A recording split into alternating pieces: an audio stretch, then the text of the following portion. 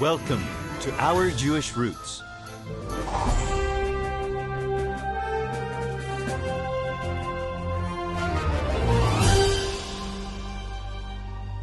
Welcome to ancient Corinth, where ancient worlds collided and where people collided within those worlds.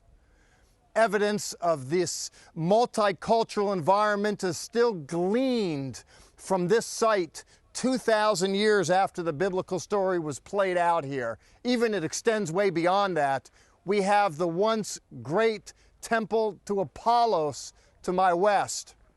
We have a sanctuary to my east where the Greeks were looking over to the edge of life, over the edge, in fact, to the grave. You can see a laurel wreath where a ferryman is tendering a boat to take the dead to Hades.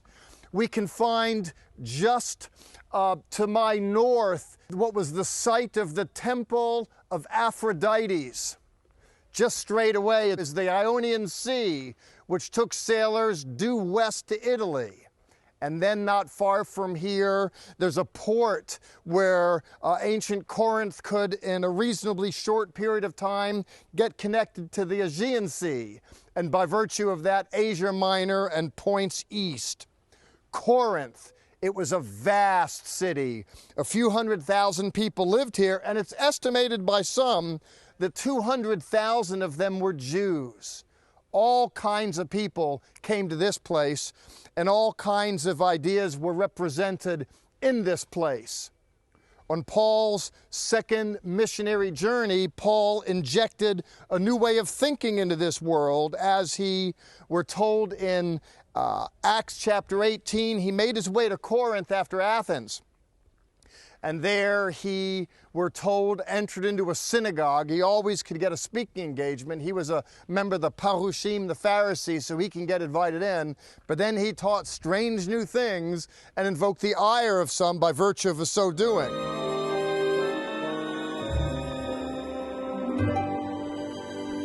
First Corinthians was a blistering critique, and Second Corinthians was mild by comparison. And in 2 Corinthians chapter 7, Paul notes in verse 5 that when he came to Macedonia, he was pressed.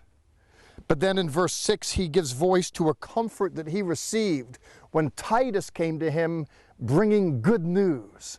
Good news that the Corinthians were minded to reconnect with Paul. And so here Paul says that he's learned of their desire, their mourning, their zeal for him. With the net result, Paul says that I rejoiced even more. Here, Paul's a happy camper. His spirits are lifted. His confidence is risen. And then he proceeds to follow through with something that was implemented previously.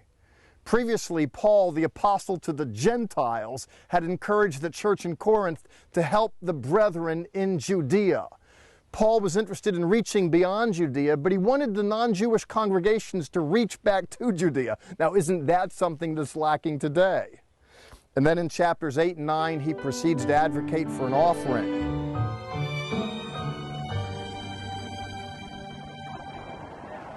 When Paul wrote his letter to the Romans, you can sense the passion.